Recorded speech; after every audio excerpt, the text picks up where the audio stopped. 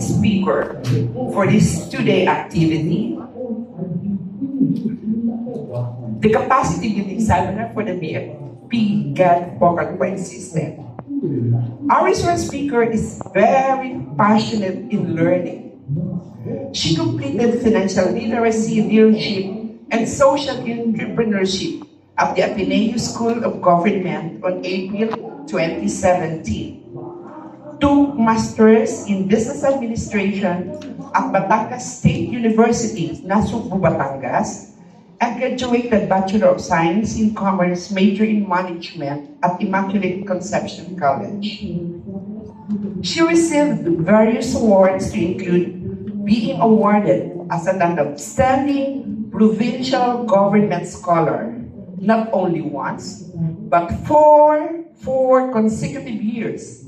And as an outstanding alumni in 2016 at Caritunan Elementary School.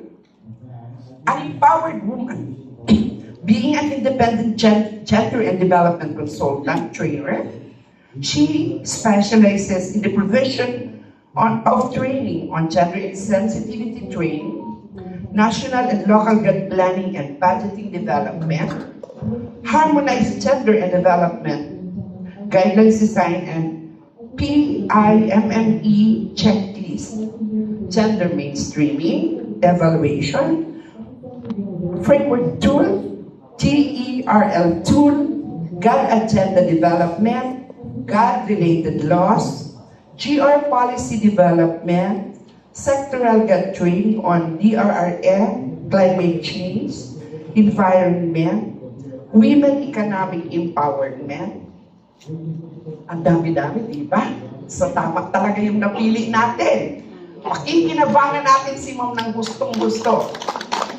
She has also sectoral thematic expertise on gender and environment, gender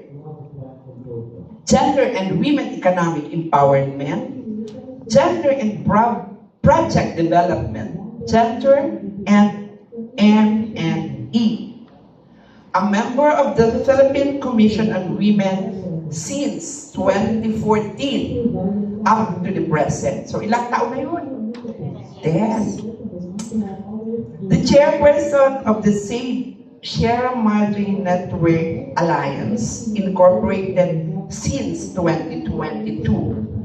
Member of the Eco Waste Coalition and founder and owner of ABT Consultancy Services.